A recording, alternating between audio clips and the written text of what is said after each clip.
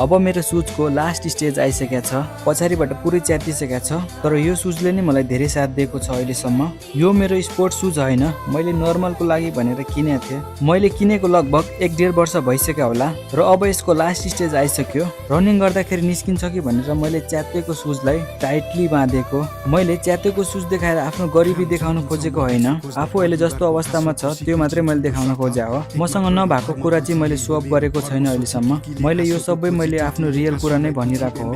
Real कुरा देखाउँछु, नभएको गर्दिनँ सो। पशुपति आइपुगेर म आफ्नो प्रभुलाई ढोकेर म अगाडि बढेँ। मलाई आफूमाथि पुरै विश्वास छ।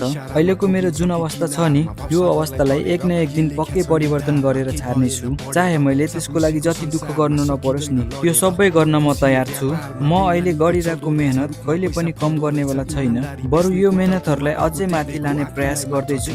मलाई आफै कहिले काहीँ लागिरहन्छ मैले गरेको मेहनतहरू पुगेको छैन कि जस्तो। तर म धेरै मान्छेहरूलाई देखिरहन्छु, मेरो उमेरको मान्छेहरूले आफ्नो फ्युचरलाई नसोचेर आफ्नो लाइफलाई इन्जोय गरेर बसिरहेको हुन्छ र म उनीहरूभन्दा धेरै अगाडि छु मेहनत गर्नेमा। यो कुरा सोचेर म जस्तो छु अहिले जे गर्दैछु राम्रै गरिरहेछु जस्तो लाग्छ मलाई। मैले फेरि आफ्नो तारिफ आफै गरेको होइन, मैले अनुभव गरेको कुरा र देखेको कुरा भनेको हो। मैले आफ्नो मम्मी बाबाको पैसामा त चलेको छैन, आफै कमाइरह, आफै खाइरह, जे गर्दैछु आफ्नै दममा गर्दैछु।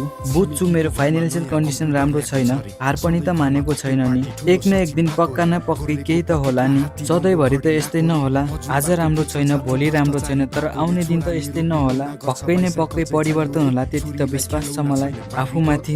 आजभन्दा भोलि, भोलिभन्दा पर्सि अलिअलि भए नि गर्न त गरिरहेको छु। अहिले उगिरहेको सूर्य पछि गएर डुब्ने नै हो।